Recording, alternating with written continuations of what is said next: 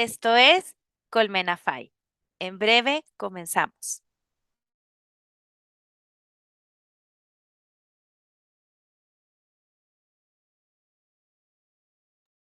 Listo. Sean todas las personas bienvenidas a nuestros jueves de Colmenafy, este espacio de reflexión y de aprendizaje sobre los buenos tratos a las infancias que busca promover el bienestar de niñas, niños, adolescentes, jóvenes y sus familias. Yo soy Traudy Ávila Schlotfeld y como cada jueves les invito a explorar en los contenidos académicos de la Fundación América por la Infancia, ingresando a la página web academiafy.com. Este jueves entretejeremos el último episodio del mes de diciembre. Así que nos cerraremos este 2023 con el episodio número 52, que tiene como tema central apego adulto, mentalización y parentalidad. Y para ayudarnos a entretejer estos tres grandes conceptos, tenemos el lujo de tener como invitado de honor al doctor Nicolás Lorenzini. Bienvenido, doctor. Hola, ¿qué tal? Muchísimas gracias por hacer un espacio en su agenda para que hablemos sobre estos temas que se antojan a veces tremebundos, como diría un profesor de la universidad, o sea, espinosos, escabrosos, pero que ya cuando alguien nos lo explica con mucha generosidad, no resultan ser tan difíciles de procesar. Así que gracias por hacer un espacio. Gracias a ustedes en FAI, bueno, Colmena FAI, en invitarme a esta serie de podcasts. Ay, pues bueno, déjeme antes de empezar a conversar, porque si no lo voy a olvidar, déjeme presentarlo. ¿Está bien? Ok, gracias. El doctor Nicolás Lorenzini es psicólogo clínico por la Pontificia Universidad Católica de Chile. Realizó un doctorado en psicología clínica, educacional y de la salud en la University College of London, UCL. Cuenta con un magíster en ciencias del psicoanálisis y se desempeñó como investigador de la unidad del psicoanálisis en esa misma institución, donde también fue asistente del conocido profesor y psicólogo Peter Fonagy. Es docente de la Universidad Psicoanalítica Internacional de Berlín en Alemania y con anterioridad se desempeñó como investigador asistente del Centro Anna Freud en Londres. Fue nombrado vicepresidente de la Asociación para el Estudio y el Desarrollo de la Mentalización, AIDEM por sus siglas.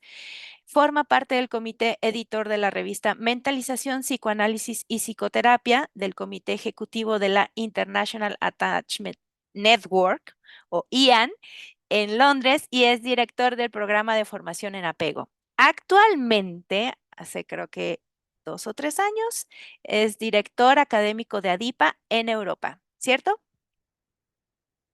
Así es, 2 o 3 años. Y da psicoterapia de manera privada, ¿cierto? Así es. ¿Dónde lo podemos encontrar, doctor?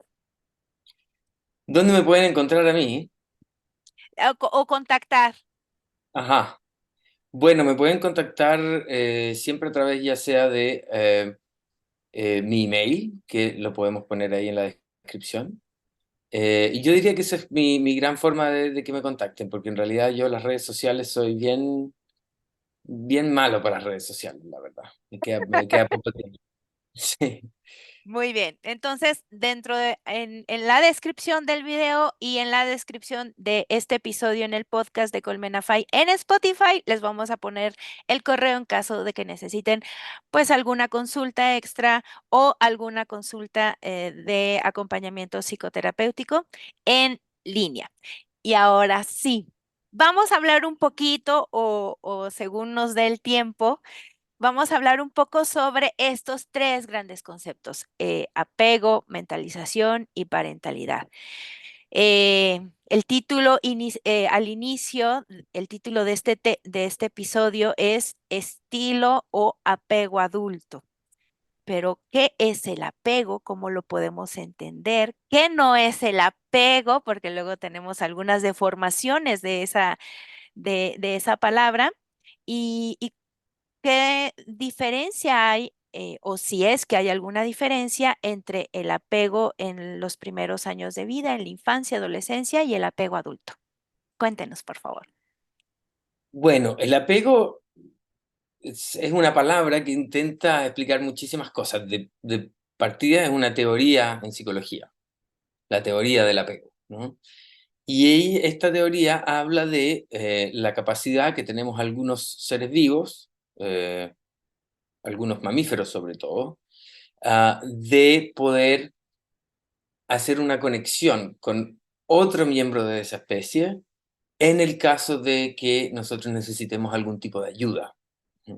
Eh, en los seres humanos, por supuesto que es un sistema que es muy sofisticado, pero sin embargo posee esa misma estructura básica que tiene que ver con la capacidad que tenemos ciertos animales de, cuando nos sentimos estresados bajo alguna amenaza, poder acudir a un otro miembro de aquella especie.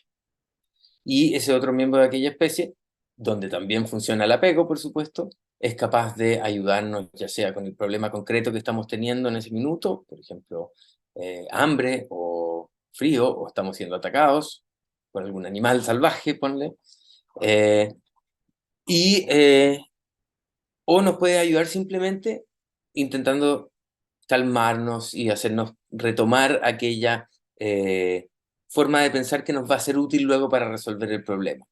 Lo que pasa cuando nosotros, seres humanos y otras especies, cuando estamos bajo este estrés, cuando estamos bajo amenaza, nuestra capacidad de resolver problemas, es decir, de pensar lógicamente, se ve disminuida. Esa capacidad de pensar es la que nos sirve para poder resolver los problemas. Entonces, hay veces que hay otras personas u otros miembros de la especie, si es que no estamos hablando de personas, que son capaces de devolvernos esta capacidad de pensar. ¿Cómo? Bajándonos el estrés, ya sea resolviendo el problema que provoca el estrés en primera instancia o eh, simplemente calmándonos, sin que el problema todavía esté resuelto, pero todo va a estar bien, veamos cómo lo resolvemos, ¿no? ¿Cómo se construye el apego?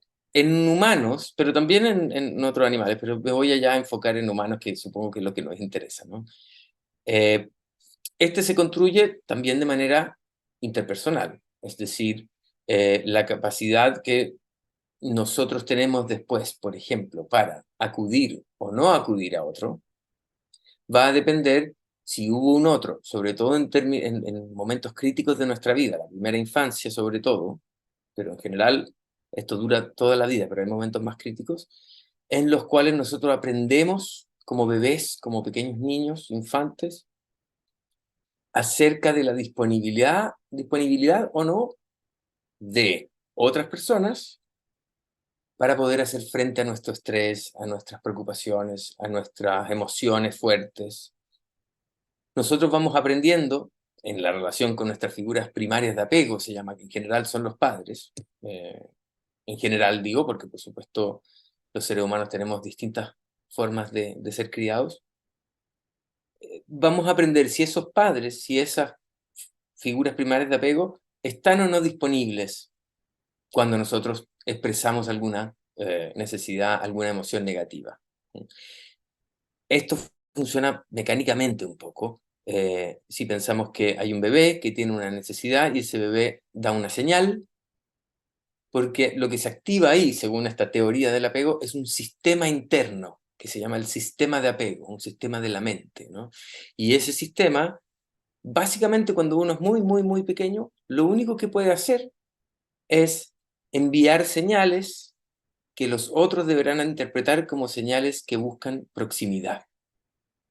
Entonces, un llanto, por ejemplo, los adultos en general solemos responder a llantos de un bebé con alguna acción de proximidad, ya sea lo tomamos en brazos, nos acercamos, le hablamos directamente, si sentimos que este bebé puede tener hambre, hacemos una acción para alimentarlo, si es que tiene frío, lo abrigamos, en fin.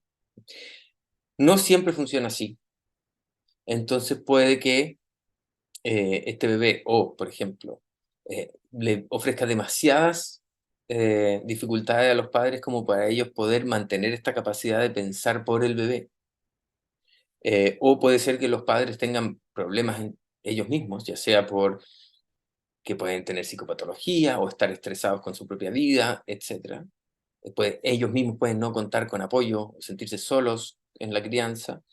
Y ahí es cuando esto puede que no salga bien y estas señales de proximidad que da el bebé produzcan otros comportamientos que no tengan que ver con esa proximidad y ese atender al bebé, sino que puede haber, por ejemplo, ignorar.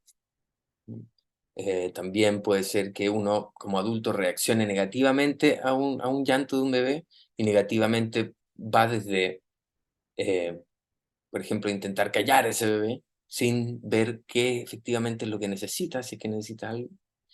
Y eso puede llegar a extensiones muy peligrosas como pueden ser el maltrato o el abuso infantil, en las cuales estas señales son mal interpretadas por el adulto, en términos de este niño, por ejemplo, llora solamente para molestarme a mí, que es poco probable, la verdad. Pero en momentos de alto estrés del adulto, nosotros también solemos pensar mal. Cuando no solamente el bebé deja de pensar cuando llora, sino que los adultos también dejamos de pensar cuando tenemos emociones fuertes. Este periodo crítico de la infancia forma lo que en la teoría se llama los modelos operativos internos, pero en realidad, para entenderlo mucho más fácil, es como una especie de expectativa, más bien a largo plazo, de cómo va a ser el ambiente interpersonal que me espera. Entonces suele ser que, por ejemplo, niños que no han sido bien atendidos tienen un apego que se llama inseguro o desarrollan un apego inseguro, y que ese apego luego en la vida es más difícil de cambiar, podríamos decir, y hay una cierta expectativa por parte de ahora adolescente o adulto de que el mundo interpersonal alrededor de él también va a funcionar mal, va a funcionar con una falta de aceptación y rechazo de mis propias emociones, y por lo tanto tengo que hiperregular a mí mismo, entonces intento no sentir emociones. Eh, lo que se llama más bien el apego evitativo, ¿no? Eh, está también aquella persona que encontró que a veces los padres, cuando era bebé, a veces los padres respondían, a veces los padres no respondían, y no se podía, como el bebé no podía en realidad predecir si este entorno interpersonal iba a responder o no. Y eso, cuando se cristaliza, cuando se cronifica, cuando se lleva hacia la adultez, hablamos de apegos más bien ansiosos, y son personas que están, en vez de súper reguladas en sus emociones, están poco reguladas en sus emociones. Están continuamente siendo invadidos por emociones negativas, sobre todo, que tienen que ver con angustia, que tienen que ver con esta misma sensación de amenaza de la que hablábamos anteriormente. Entonces, entiendo que eh, estos modelos operativos internos o estos guiones de cómo nos vamos, qué podemos esperar de nuestro entorno y de nuestras relaciones cercanas y que no podemos esperar de estas relaciones cercanas y de nuestro entorno, se co-construyen en relación a una figura principal de apego, que generalmente es la madre, aunque puede ser el padre o a lo mejor la abuela o el abuelo o la tía, a veces los hermanos un poquito más grandes que el bebé que está ahí en la familia. Y que No son en lo... solamente, perdona por interrumpirte, pero no es solamente creado con una persona, porque acá en el occidente sí, es que es lo que normalmente se da, pero se ha descubierto que esta teoría, si bien es universal en términos que no solamente tiene que ver con seres humanos, sino que también otros mamíferos, pero también dentro del grupo de seres humanos hay culturas muy, muy distintas, donde la crianza ocurre entre varias personas, que se van repartiendo, en fin. Eh, yo tengo mucha experiencia de estudiar esto en India también, y, su, y lo que sucede es que los bebés efectivamente empiezan a crear relaciones de apego más bien cercanas y diferenciadas muy, muy temprano. Estamos hablando casi que de 6 meses de edad en adelante, están muy diferenciadas y hay varias figuras de apego que, además de apoyar a este bebé, se apoyan entre sí en muchos casos. Lo que hay de universal es que existe todavía este sistema de apego que tiene que ver con cómo yo me acerco a mi entorno social para que este entorno social me ayude con sensaciones de amenaza. Eso es universal, pero el hecho de que sea una persona, creo que nos hemos acostumbrado un poquito en el occidente a pensar que todo el mundo es así, ¿no? Y como también en el occidente es donde existe la mayor cantidad de investigación en psicología, tendemos a pensar que la psicología de los seres humanos es la psicología de lo que se llaman las culturas weird, porque es un acrónimo que tiene que ver con occidental, industrializado, educado, rico y democrático. Pero sabemos muy bien que no todos los seres humanos vivimos bajo ese tipo de condiciones. Es muy cierto, y hablando de eso último que acaba de decir, justamente este paradigma de la adolescencia y qué esperar de los adolescentes y el mundo interno de los adolescentes que está bajo esta cultura de la que usted nos habla, la weird. Sobre eso hablamos en uno de los episodios eh, con la doctora Piz, con quien conversamos desde el Perú acerca de este otro gran tema que tiene estos lentes de universalidad a partir de una cultura distinta a la nuestra. Entonces, pero iba yo a decir que lo clave es que este sistema de apego se enciende, se activa, se pone en marcha ante una situación de estrés. Es decir, yo me siento en peligro real o mi cerebro lo interpreta así y en ese momento el sistema de apego se enciende para coordinarse con el sistema de cuidado de la persona adulta cuidadora en el momento en el que está interactuando en esa diada, ¿cierto? Así es. Y entonces, en ese momento, el beneficio evolutivo para la especie es que nuestros genes vayan pasándose de generación en generación. Nosotros existimos gracias, entre otras cosas, a esta coordinación entre estos sistemas conductuales, ¿cierto? Así es. Y yo diría que, si bien tú dices nosotros existimos entre otras cosas, yo diría que este sistema es uno de los sistemas más importantes que explica por qué los seres humanos, digamos, somos la especie como que domina el mundo, podríamos ponerlo de una forma así, que tiene que ver con esa capacidad de, en un grado altísimo de sofisticación, coordinarnos con otros seres humanos. Es decir, por ejemplo, yo podría dar una entrevista para Colmena Fai a Traudy, que está 12.000 kilómetros de distancia, y aquí estamos entendiéndonos, sonriéndonos y coordinándonos de todo tipo de formas.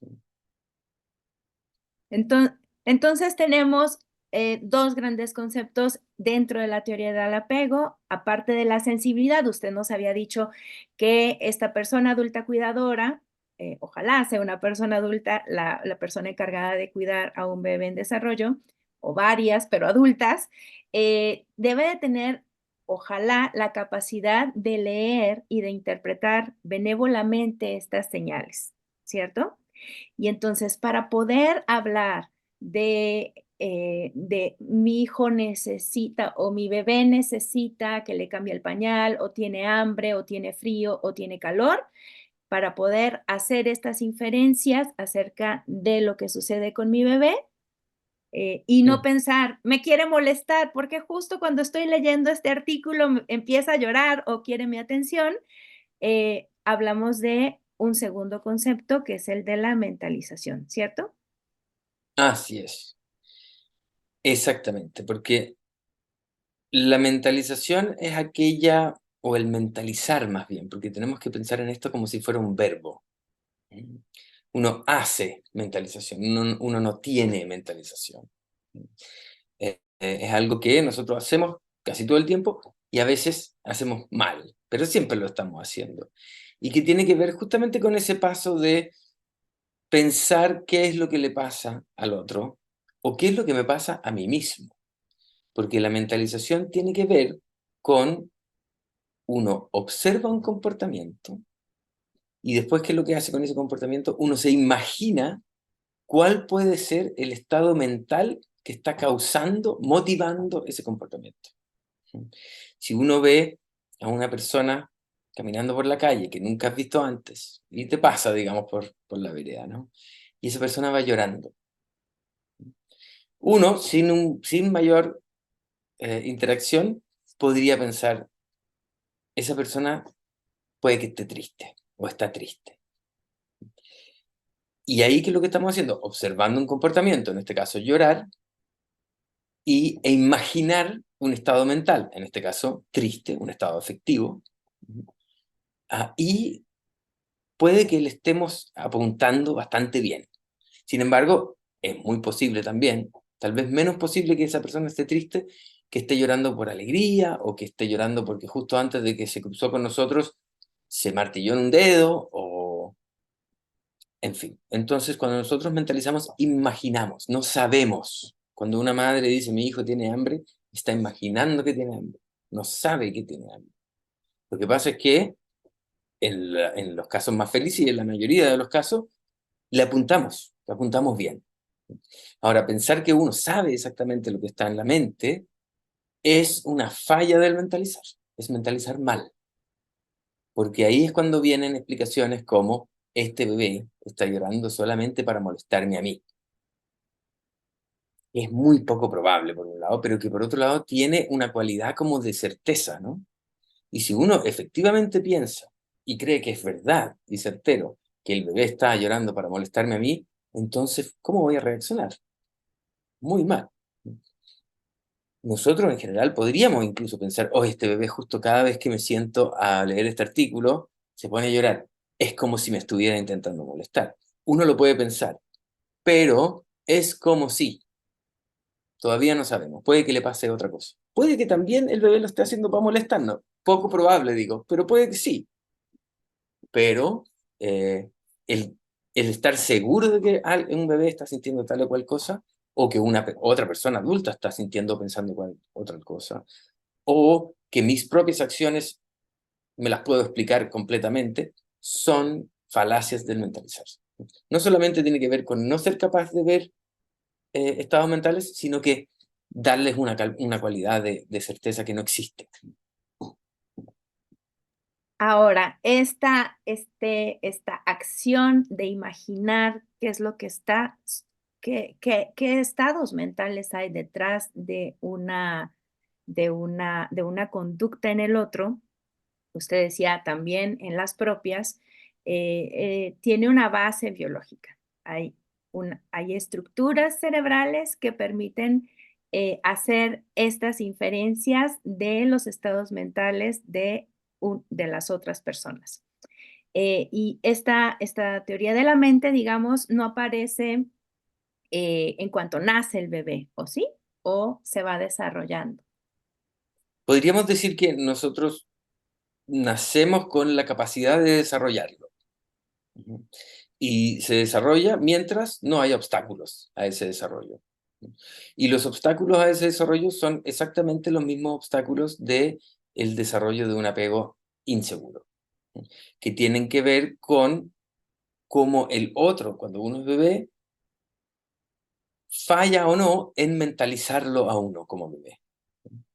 Si una madre piensa constantemente que el bebé llora para molestarla, la madre está mentalizando mal, pero luego en su comportamiento le entrega al niño una visión de sí mismo a ese niño que tiene que ver con molestoso, tus necesidades no son bienvenidas, eh, cada vez que tú lloras es por algo que no es lo que tú crees que es, sino que lo que yo creo que es.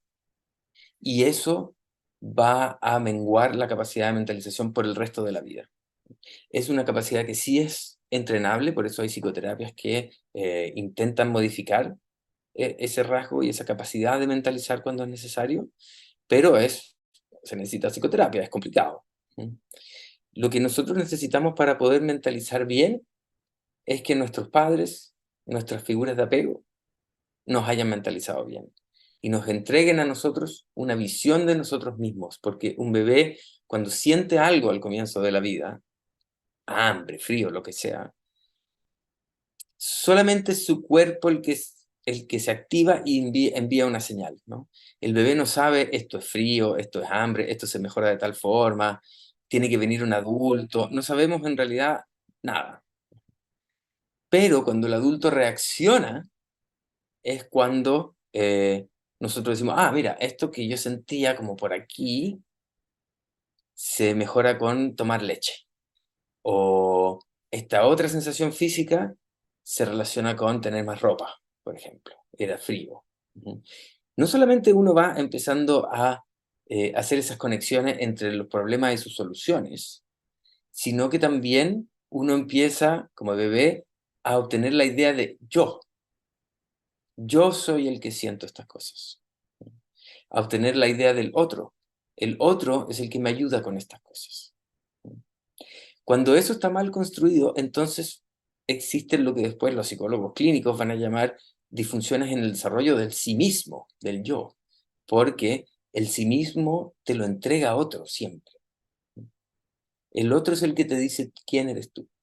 Hay varias teorías psicológicas que hablan de lo mismo, mucho antes incluso de la teoría del apego, en el cual, por ejemplo, el bebé se reconoce en un espejo, no porque simplemente se mira y se reconoce en el espejo, sino porque tiene una madre que lo pone frente al espejo, lo toma frente al espejo y le dice, mira, ahí está Juanito, ese eres tú.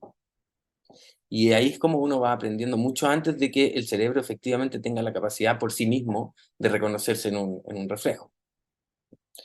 Y así existen muchos animales, por ejemplo, que nunca se van a reconocer a sí mismos en el espejo. Nosotros tenemos a alguien que nos reconoce primero.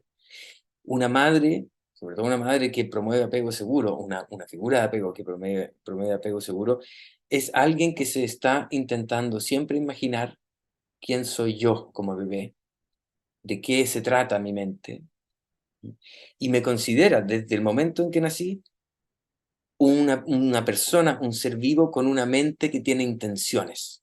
Una mente parecida a la mía, pero no igual, por supuesto, más pequeña, que aún le falta aprender, que tendrá otros gustos después cuando sea más grande, pero que sí puedo entenderla a través de la empatía, a través de pensar qué es lo que el otro está sintiendo y pensando.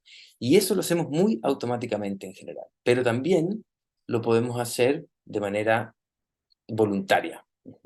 Muchas veces es necesario hacerlo rápidamente y automáticamente, y a veces es necesario hacerlo de manera concienzuda. Típico ejemplo es los psicólogos en su consulta nos pagan a nosotros por hacer este trabajo, por pensar concienzudamente qué es lo que el otro está sintiendo y pensando. Pero la mayoría del día, psicólogos o no estamos haciendo esto de manera consciente. Tampoco lo estamos haciendo de manera inconsciente e impenetrable. Por ejemplo, yo siempre doy este ejemplo en mis clases, perdona que me alargue un poco. Aquí tengo un objeto, ¿ya? Y hago esto, ¿no? Yo te pregunto a ti, Claudio, ¿tú crees que yo solté este objeto a propósito o que se me cayó? A propósito. Antes que yo te preguntara, sabías esto, pero no lo tenías en la conciencia, ¿no? Y de hecho, yo te puedo preguntar, ¿cómo fue que te diste cuenta que fue a propósito? Y me vas a decir muchas cosas que hiciste con tu mente, pero que no sabía que estabas haciendo hasta que te pregunté. Y no sé, pueden haber cosas así como que yo justo iba a dar un ejemplo, entonces tú pones un contexto y hay una serie de cosas que tú hiciste como me viste mi cara, que yo no puse cara de sorpresa, ni cara de accidente, digamos, y pusiste toda esa información junta en menos de un segundo y dijiste fue a propósito. Y no es que no hayas sabido cómo lo hiciste, pero no estabas pensando en hacerlo, lo hiciste nada más. Cuando sucede en la parentalidad, que muchas veces hay que hacerlo de manera consciente. Hay que decir, esto ya no es automático, mi hijo sigue llorando, pese a que yo ya hice este tipo de cosas, a ver qué estaba pasando y hacer un esfuerzo consciente. En general puede que funcione automáticamente, pero en parentalidad sobre todo, porque es una actividad tan exigente, muchas veces esa exigencia pasa por pensar en la mente de ese bebé de manera concienzuda, de manera con esfuerzo, digamos. Y quizá al principio, por eso a las mamás, papás o personas cuidadoras que tienen un bebé los primeros 2 meses y dicen, no entiendo qué quiere mi bebé, tengan paciencia porque por suerte esa capacidad se va entrenando en la medida en la que esta persona adulta cuidadora interactúe de manera sostenida con este bebé y aprenda a leer las necesidades de este bebé, aunque el bebé todavía no sepa hablar, les prometo que serán excelentes leedoras e interpretadoras de las necesidades de su bebé, no del bebé del vecino, del suyo. Así que ahora, regresemos al asunto. Ya nos queda claro porque es importante el apego, que es súper importante no generalizar en base a estas teorías occidentales, que es muy importante tener en cuenta que la supervivencia de la especie depende de esta coordinación y sincronía entre el sistema conductual de apego del bebé y el sistema conductual de cuidados de la persona cuidadora. Hemos dicho ya porque es importante que aprendamos, que sepamos que somos capaces de curiosear, interpretar las señales de nuestro bebé gracias a que hay estructuras cerebrales que permiten eh, teorizar acerca de lo que la otra persona está pensando, ¿no? Que esa es la mentalización. Ya nos empezó a dar ahí una muy buena idea de qué relación guarda con la mentalización con la parentalidad. Pero antes de culminar esta sección, me gustaría que usted nos dijera qué relación guarda el apego adulto con el Ujú. apego construido en la infancia. Es decir, nos queda claro que al principio es un asunto muy plástico, justamente porque el cerebro de este bebé en desarrollo es muy plástico. La plasticidad neuronal es extraordinaria, los números de neuronas son muchísimas, los que nunca jamás volveremos a ver en la vida. El número de conexiones es impresionante. Y también nos ha dicho usted que el entorno, el ambiente de cuidado es determinante en esta construcción o co-construcción del yo y de estos guiones respecto a cómo me puedo relacionar con los demás, qué puedo o no esperar de los demás y qué esperan o no las personas en mi entorno inmediato respecto de mi persona. Pero ¿es estático o es dinámico este, este estilo de apego en un individuo? Ya usted nos adelantó un poco de la respuesta, pero díganos. En un comienzo de la teoría del apego, se pensaba que si uno era un bebé y te medían el apego y salías que tenías un apego, digamos, preocupado, ansioso, al año y medio de edad, que después iba a tener ese apego por el resto de la vida. ¿Mm? Sin embargo, entre más se estudia esto, más se encuentra que hay dinamismo. ¿Mm?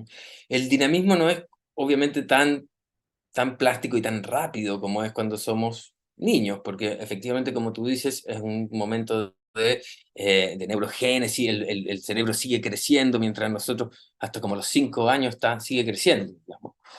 Eh, y después deja de crecer el cerebro. De hecho, por ahí, por los 27 años, ya se empieza a morir el cerebro. Así que, en general, cuando alguien mide, por ejemplo, coeficiente intelectual, después de los 27, uno le agrega puntaje a la gente más vieja de 27 para decir, esto está más o menos al mismo nivel, pero porque efectivamente somos más lentos, tenemos más experiencia, pero estamos más lentos, tenemos eso de la inteligencia que tiene que ver con coordinar acciones, lo hacemos mucho peor. Ahora bien, como te decía, cada vez se ve que es más dinámico. Y tiene sentido porque el ambiente es muy importante en el desarrollo de nuestras capacidades de apego como niños, como bebés, como niños, como adolescentes, como adultos mayores. Es el ambiente el que va un poco a tener la posibilidad de cambiar, si bien tal vez no tan fácil como cuando uno es niño. De ahí que a veces ese ambiente tenga que ser un ambiente profesional, por ejemplo, una psicoterapia o otro tipo de intervenciones de ese tipo. En la correspondencia entre el apego de niño y el apego de adulto va a depender de ciertas cosas que tienen que ver con el ambiente. Por ejemplo, van a tener que ver con la existencia de eventos traumáticos entre que uno es un niño y uno es un adulto. Va a tener que ver con, por ejemplo, la edad de mis padres. En general, los padres más jóvenes, sus hijos, tienen un apego que puede cambiar mucho más durante la vida. El mecanismo no se entiende bien, pero sabemos eso. Sabemos que hay esta relación, por lo menos. Y otra cosa es que el apego infantil, que puede que se cronifique, en fin, digamos que entre la correspondencia entre apegos de niño y apego de adulto en la misma persona, es más o menos la probabilidad de tener el mismo, depende de donde uno saque el estudio, pero entre un 45 y un 75 probabilidades de tener el mismo apego cuando uno es adulto. En general, si uno parte la vida con un apego seguro, se ve mucho más equipado como para hacerle frente a situaciones posiblemente traumáticas después. Si bien esas situaciones traumáticas tienen la posibilidad de cambiarnos a un apego no seguro, si uno parte con un apego seguro, es mucho más firme. Sin perjuicio de que pueda cambiar, por supuesto, pero está bien, yo creo que lo ideal en esta cultura, en esta sociedad, es partir con un apego seguro con nuestras figuras primarias, con nuestros padres, y continuar teniendo ese apego seguro a lo largo de la vida. No es siempre lo ideal en otras culturas, o en subculturas dentro del occidente también. Si uno está frente a un ambiente amenazante, está bien entonces poder tener un apego que sea más distante, por ejemplo. Es adaptativo. El sistema de apego no tiene un bueno y un malo, tiene una adaptación o una falta de adaptación. Y entonces, como te digo, el ambiente ahí es lo más importante.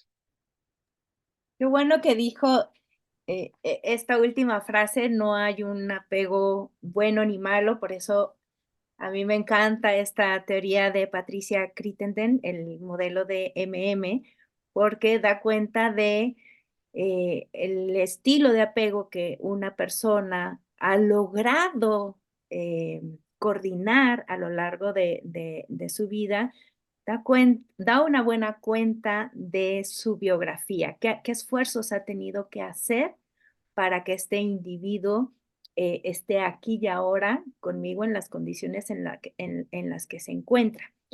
Pero, habiendo dicho eso, ¿por qué es tan importante hacer intervenciones, por ejemplo, en las personas adultas cuidadoras, para mejorar este estilo de apego adulto cuando esta es una persona cuidadora de infancias, por ejemplo?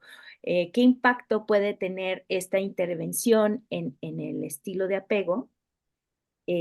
Por ejemplo, en la capacidad reflexiva de esta persona adulta cuidadora. Es importante intervenir primero que nada, porque la parentalidad es difícil. Uno, si incluso fuese el tipo más sano del mundo, en fin, va a haber una dificultad importante siempre. Es decir, hay una carga de estrés que viene con la parentalidad. Por supuesto que también viene con recompensa, con alegría, con orgullo, con curiosidad, con una serie de sensaciones muy buenas, pero es estresante. Uno está ocupado todo el tiempo, ¿no? Está la pregunta si lo estamos haciendo bien, si lo estamos haciendo mal, qué es lo que dice el vecino, qué es lo que dice mi madre, qué es lo que dice todo el mundo. Y vamos a dormir poco al comienzo, nuestra billetera ya no va a comprar tantas cosas. Una serie de estreses, algunos más pequeños, otros más grandes. Si a uno le toca tener un bebé en un país que está en guerra, por supuesto que va a ser mucho más complicado. Pero aún en el lugar más increíble, con la persona más sana posible, es un estrés, por pequeño que sea. Y ese estrés, lo que suele hacer en todos los seres humanos, incluso adultos, es activar el sistema de apego. Y cuando uno activa el sistema de apego, lo que deja de hacer bien, como yo decía al comienzo, uno deja de pensar bien. Lo que uno deja de hacer bien es mentalizar bien. Nosotros cuando estamos con una emoción fuerte, dejamos de mentalizar bien y pasamos a mentalizar de otras formas, pero malas mentalizaciones. Y esto no solamente ocurre necesariamente con emociones negativas.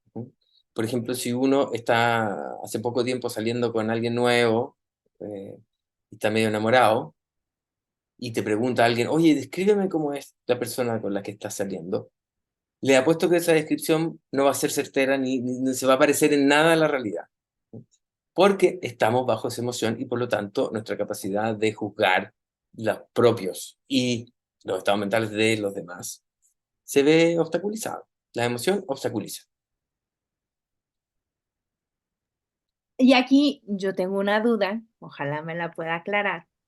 Eh, cuando este bebé, digamos que hay un cerebro parental y le había yo dicho que amo a Ruth Feldman por todas las cosas maravillosas que hace respecto a, pues, el cerebro parental, el sistema de apego, la oxitocina, la dopamina y tantas otras moléculas que son indispensables para nuestra supervivencia. Cuando este bebé envía estas señales a su mamá, digamos que en las condiciones ideales es la mamá amamanta al bebé, la mamá lo cuida, lo carga, lo acuna, no sé cómo se dice en otros países, pero lo tienes en brazos, este contacto es nutritivo y eso libera una hormona, digamos que es la reina de todas las conversaciones, la oxitocina. Esta oxitocina liberada en el cuerpo, pero que todas las células pueden leer la oxitocina en el cuerpo, hace sentir a este bebé bienestar.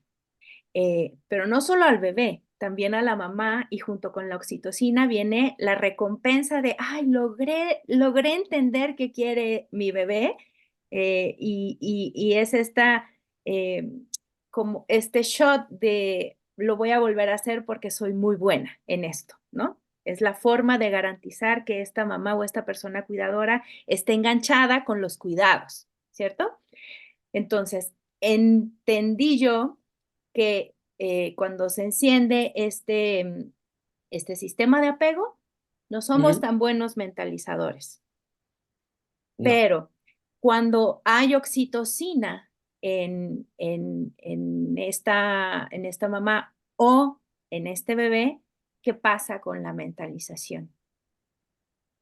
La mentalización se tiende a desconectar o a funcionar peor cuando se eleva el sistema de apego. Partamos por ahí, ¿no? Ahora, la mentalización deja de funcionar bien ante cierto nivel de activación del sistema de apego. Entonces, hay personas que ese nivel lo tienen más bajo. Entonces necesitan menos estrés para perder la capacidad de mentalizar bien. Hay otras personas que tienen ese nivel más alto y que ellas pueden sufrir muchos más estreses sin perder esta capacidad. ¿Cómo se mueve este nivel para arriba y para abajo? Que es básicamente lo que llamamos resiliencia, ¿no? ¿Dónde está ese nivel en cuando dejamos de pensar bien? Este nivel va a depender de mis propias relaciones pasadas, de cuánto me siento apoyado o apoyada por el resto de, yo como madre, por ejemplo, por el resto de mi familia, por el resto de mi comunidad. Y también va a depender de cómo uno entrene esa capacidad. Por lo tanto, existen, por ejemplo, intervenciones del tipo entrenamientos parentales, luego psicoterapia, una serie de intervenciones, algunas de más y otras de menos intensidad, y muchas de ellas dirigidas a la capacidad de mentalizar en sí mismo, porque uno puede mentalizar bien en un área de la vida, pero mentalizar mal en otro área de la vida. vida. Si yo cada vez que me enfrento a una figura de autoridad, dejo de pensar bien y pienso que me están persiguiendo y que me están mirando todo el tiempo, por ejemplo. Pero en otro tipo de relaciones, por ejemplo, que no incluyan autoridad, entonces mentalizo de lo más bien y mi nivel de, para que mi mentalización deje de funcionar, es mucho más alto. Hay gente que yo conozco que no puede hablar con la policía, porque los para la policía y como que pierden la capacidad de pensar un poco y se ponen todos nerviosos, en fin, porque tienen en ese área de la vida una mentalización un poco más frágil. Am, entonces, si todo sale más o menos bien, y con más o menos bien digo, hay un poco de estrés, pero uno no deja de pensar, o incluso si dejó de pensar, le apuntó esta vez. ¿Qué es lo que sucede? Que está esta experiencia de producción de oxitocina y dopamina, que es la que yo creo que también querías hablar un poco de esa, que es la del sistema de recompensa, que esa es la que, para decirlo en términos súper científicos, incrementa la probabilidad de que yo vaya a repetir eso mismo que acabo de hacer, tal cual. Eh, entonces, entre más uno lo haga, y uno sabe que parentalidad es cada vez menos, pero o sea, con cada año menos, pero desde el comienzo, interactuar con el niño muchísimas veces al día, en donde este sistema se pone en marcha, se pone en marcha, se pone en marcha, se pone en marcha, y si la mayoría de las veces termina esto con un sentimiento positivo por parte del bebé y de los padres también, entonces se va a seguir haciendo bien. Hay más probabilidades que se siga haciendo bien. Que una madre falle no tiene ningún problema, mientras que no falle todo el tiempo. Y en general los seres humanos estamos bien programados para no fallar, para fallar bien poco. Y cuando fallamos es en general porque hay un obstáculo, porque esa madre está, justo la echaron del trabajo, o el marido resulta que se fue con otra, o en fin, ¿no? O una persona cercana falleció, en fin. Porque si no, en general lo hacemos bien. Y si bien es difícil eh, la parentalidad en sí misma. Yo tengo pacientes ahora, justamente, un paciente que tuvo gemelas, y él está, pero no puede hacer nada en el trabajo, no duerme, claro, no duerme, no, está súper estresado. Pero yo tampoco lo atiendo a él en mi terapia como si él estuviera loco ni nada así, porque yo me estoy esperando que la gente cuando esté en la etapa parental, esté más estresada, esté un poquito más, digamos, explosiva, que el trabajo se quieran ir nada más, que lo único que sepan en el trabajo es cuándo termina. Eh, y lo espero, digamos, muy normal que la parentalidad sea un momento que exige muchísimo. Y de ahí que, si nuestro ambiente no nos apoya, tenemos más probabilidades de que no lo hagamos tan bien. Ahora, eso, lo importante de eso, al final, es que el apego, como la mentalización, pero el apego más bien, son características intergeneracionales. Se pasan de una generación a otra y no necesariamente genéticamente. De hecho, casi nada genéticamente. Los genes vienen a meter la nariz por ahí por los 14 años de edad de ese niño. Antes es completamente el ambiente alrededor del bebé y el ambiente alrededor del ambiente alrededor del bebé, y así podemos armar cada vez más círculos, ¿no? Hasta llegar hasta la cultura misma, hasta vivimos en un lugar capitalista, o vivimos en un lugar más comunista, o vivimos en un lugar más religioso, todo eso tiene que ver. Qué bueno que dijo todo lo que dijo, porque es una buena forma de ir cerrando. Ya volteé a ver desde hace ratito mi reloj y ya llevamos más de 40 minutos en este primer bloque. Yo quisiera recordarles una invitación amable para que vayan a escuchar al menos 2 episodios, el episodio sobre agotamiento parental con la doctora Josefina Escobar, o el episodio de estrés parental con la magíster Marian Maureira. Yo destacaría de estos 2 episodios algo que nos trajo a la mesa el doctor Lorenzini. Primero, el estrés parental, todos tenemos estrés parental, pero el estrés parental, como decía la magíster Marian Maureira, no es el malo de la película, no es el antagonista de la historia. De hecho, no tener estrés parental es un signo de alerta. Es decir, esta madre o este padre o esta persona cuidadora puede caer en la negligencia, ¿cierto? Que es una forma de maltrato, de violencia infantil. Por otro lado, si tenemos un estrés parental crónico, y ahí vamos al episodio de la doctora Josefina Escobar, llegamos al agotamiento parental. Ella nos hablaba sobre ciertas características. En general, a diferencia del estrés laboral, por ejemplo, el agotamiento parental, uno no deja de hacer lo que tiene que hacer para promover el sano desarrollo de tu hijo o de tu hija. Lo que sí sucede es que uno deja de sentir este placer, esta recompensa en las interacciones cotidianas con nuestros hijos o nuestras hijas, y esto genera pues todo el malestar que puede generar. Entonces vayan y escuchen estos 2 episodios, por favor. Vamos cerrando esta primera parte. ¿Algo más que quiera agregar, doctor? Simplemente que lo dinámico es lo importante, que no hay ni bueno ni malo, sino que hay algo que se ha desarrollado para esperar un tipo de ambiente y se encuentra con otro. Eso es el problema. Si uno se encuentra con otro ambiente y no está preparado, si uno no es capaz de adaptarse a ese nuevo ambiente, entonces ahí sí vamos a tener que, no sé, encontrar ayuda profesional, etc. La ayuda profesional está muy bien y todo, pero cuando Bowlby o cuando los teóricos del apego hablan de que lo importante es que haya apoyo social para la madre, es eso, apoyo social, que tenga su marido, o si no tiene marido, que tenga familia, o que tenga al menos una red interpersonal que no la haga sentir sola. Porque todo lo que nosotros sentimos cuando estamos solos, todo aquello intenso que sentimos, si le sumamos sentirse solo, esa es la receta para hacer lo que se llama trauma en psicología. El trauma en psicología no solamente tiene que ver con un evento en particular o con una serie de eventos, sino que ese evento no pueda ser socializado. Y si no lo es, ahí tenemos trauma. A mucha gente le pasa la misma mala cosa, pero unos desarrollan trauma y otros no. ¿De qué va a depender? Del apoyo social. Exacto. Y si quieren saber más sobre trauma, hubo un especial en junio, el mes más maravilloso del año. Vayan y vean, fueron 4 episodios y hay un quinto a mediados de julio, en los que hablamos con varias personas profesionales sobre el trauma. Todas las variantes o la mayoría de las variantes posibles relacionadas al trauma y al trauma complejo y trauma complejo del desarrollo y trauma infantil y disociación infantil, mentalización y trauma. Vayan y búsquenlos, por favor. Ya se nos acaba el tiempo. Vamos a cerrar el primer bloque, gran bloque de este episodio. Vamos al segundo bloque, si le parece bien. Vamos.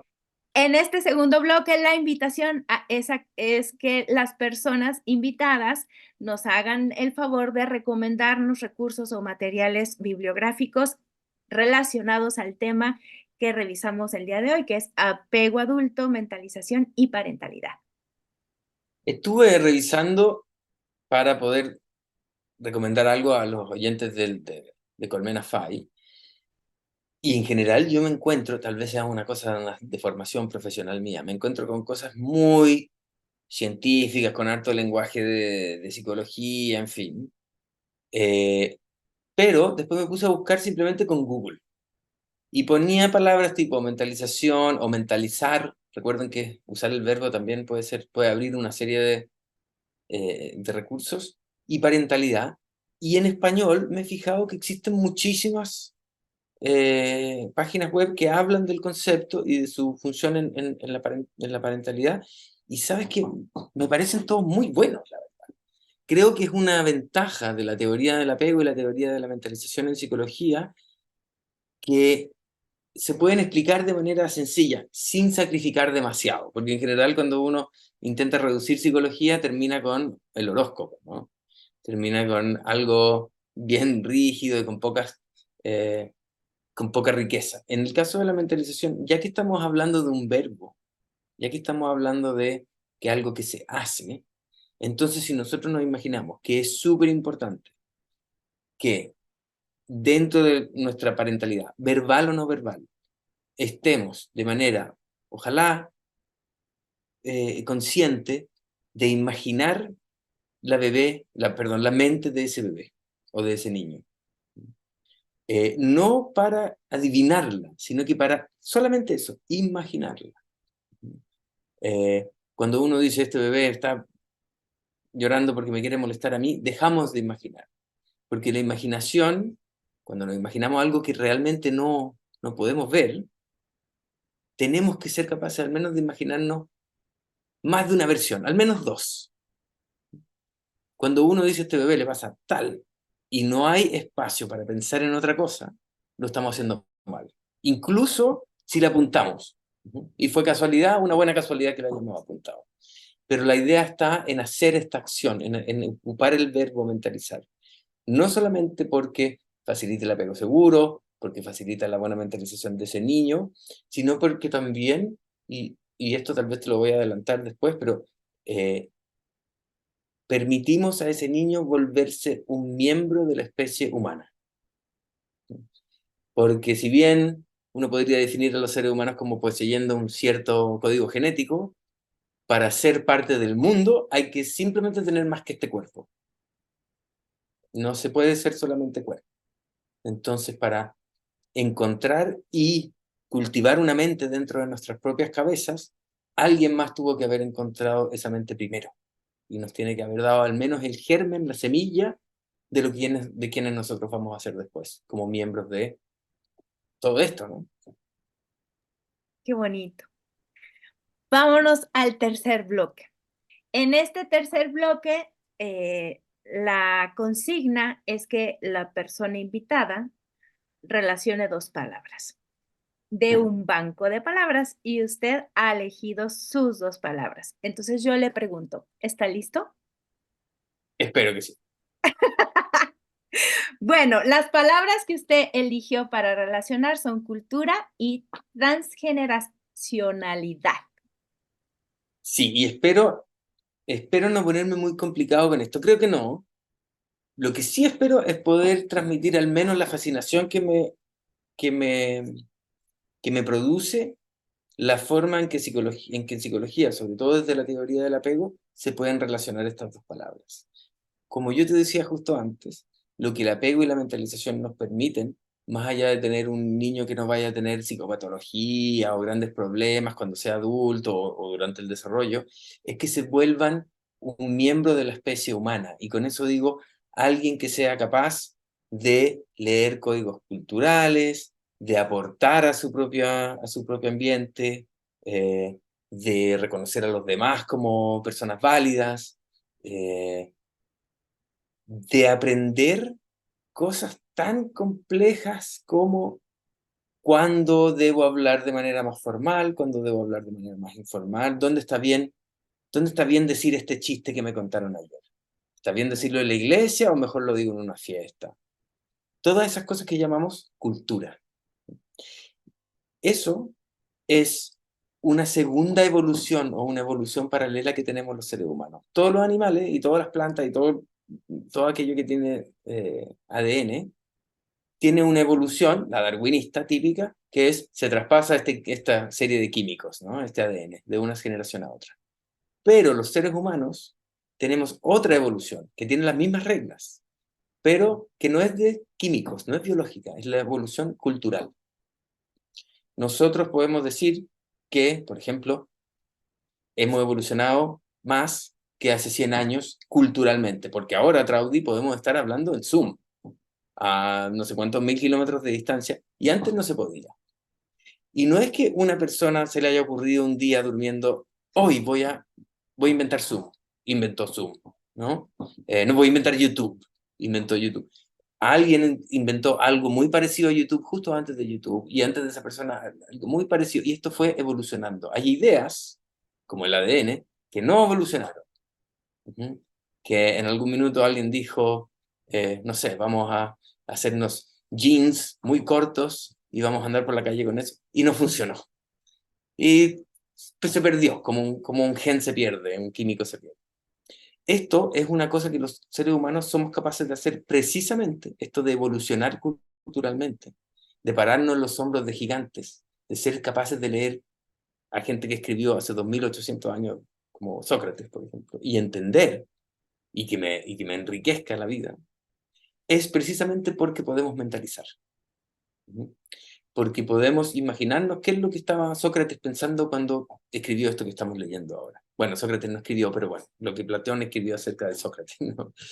Esta es una característica que se cree que nació por ahí por el Pleistoceno tardío, es decir, 120.000 años atrás, cuando los homínidos, ni siquiera todavía seres humanos propiamente tales, no solamente empezamos a usar herramientas, sino que empezamos a usar herramientas para crear herramientas. Y ahora si uno piensa en cualquier cosa que tenga a la mano, ¿no? Yo en este caso, este mismo mechero que tenía antes, ¿no? ¿Cuántas máquinas, cuántos inventos hay dentro de esto? Y yo no voy a entender lo que es, a menos que alguien de mi especie me diga qué es esto. Lo que pasa es que hay muchísimas, digamos, incentivos para que alguien me mienta. Entonces los seres humanos nacemos con una desconfianza en general al mundo.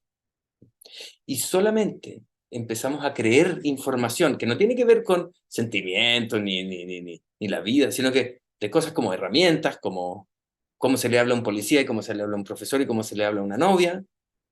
Son cosas que simplemente aprendemos porque le creemos a quien nos está diciendo esta información. ¿Y por qué le creemos a alguien si vivimos en general en desconfianza?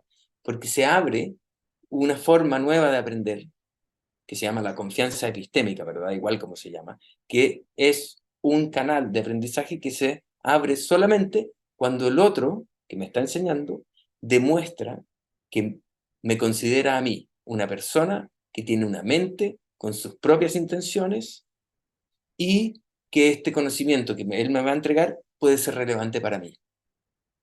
Es decir, las personas con las que tenemos apegos seguros o las personas que nos mentalizan hacen que nosotros les creamos.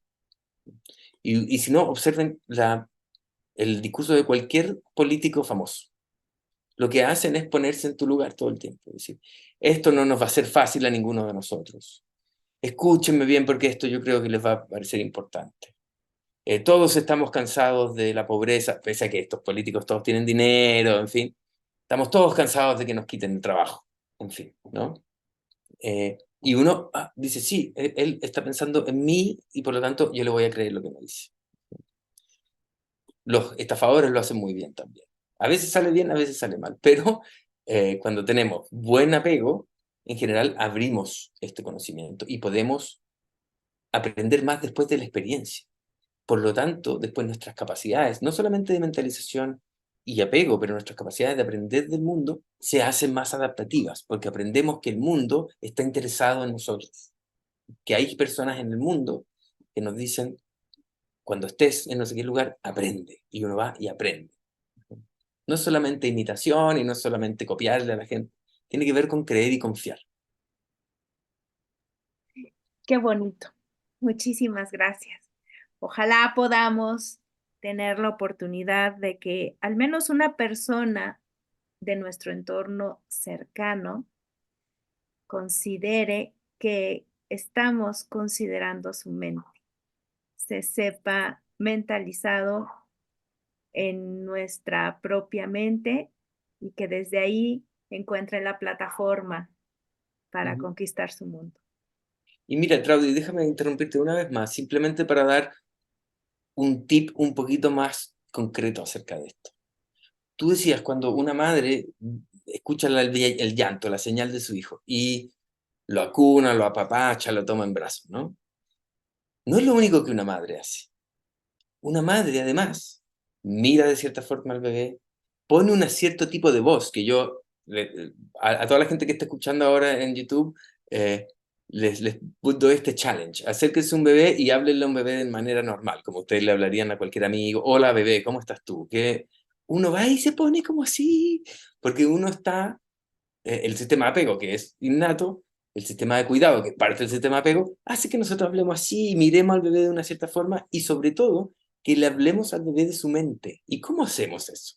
Las madres lo hacen así, toman al bebé y dicen, ¿qué pasó? ¿Tienes hambre? ¿Estás asustado? Ah, ¿te gusta este juguete? Qué entretenido, qué aburrido. Todas esas palabras, entretenido, aburrido, gustar, tener, son todos estados mentales y lo hacemos casi sin darnos cuenta. Cuando vemos madres que no lo hacen, en general vamos a poder predecir que ese bebé va a tener un apego inseguro. Entonces, hablar de la mente, imaginársela y hacerlo explícito. En psicoterapia, lo que nosotros hacemos los psicólogos es no solamente pensar en lo que el otro está pensando y sintiendo, sino que lo decimos, lo hacemos explícito. Las madres también. Lenguaje mentalizante, creo que se llama. Así es. O mantener la mente en la mente, le llaman también. Ujú. Pues bueno, muchísimas gracias por su tiempo, gracias por estas reflexiones, por su generosidad y sensibilidad para compartirnos todos sus saberes y conocimientos. Ya se acabó el tiempo de este episodio.